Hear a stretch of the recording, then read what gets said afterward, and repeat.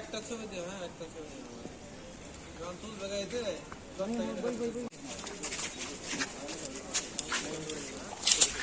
এই আসতে আপনার গাড়ি কিবা তুলি লাই আলাম কিন্তু একটা সমসাময়িক বিষয়ের ভিতরে সবচেয়ে গুরুত্বপূর্ণ একটু ব্যতিক্রম কতটা ক্রুশিয়াল সময়ের সৈন্য যে সমস্ত হত্যার মধ্যে মনে হয়েছিল, কিন্তু পরবর্তীতে আসলে আমরা একেবারে লাগোয়া ভাবে কোনোরকম বিচ্ছিন্ন হয়নি। ক্রাইম নোবেল চাকমা এখানে আসছেন, এর জন্য আপনাদেরকে ধন্যবাদ জানাই। যে মাধ্যম ইলেকট্রনিক্স এবং প্রিন্টিং মাধ্যম, যখন একটা লোকেশন দিই সাথে সাথে একটা মোবাইল নাম্বার পাই,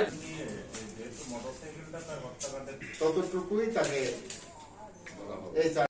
এই টাকা পয়সা হচ্ছে কাজলের কাছ থেকে ধার নিচ্ছে। প্রায় এরকম ধার নিতে নিতে 22,000 টাকা ধার নিছে।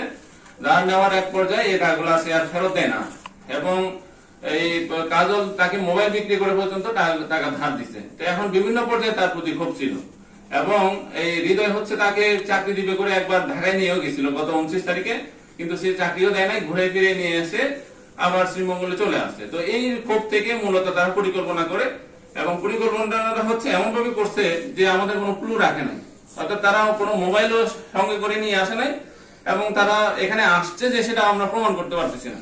তো শেষমেশ আমরা দুইজনকে যখন গ্রেপ্তার করি, তারা স্বীকার করে, এবং তাদের স্বীকারোক্তির ভিত্তিতে আমরা ব্রাহ্মণবাড়িয়ার সরাইল থেকে মোটরসাইকেলটা উদ্ধার করি। যে মোটরসাইকেল হচ্ছে হৃদয়ের মোটরসাইকেল ছিল, সেটা ভাড়া করা, আর হচ্ছে তার মোবাইল ইউজ করি, এবং যে গামছা দিয়ে তাকে মারা হয়েছিল গামছাটা উদ্ধার করা হয়।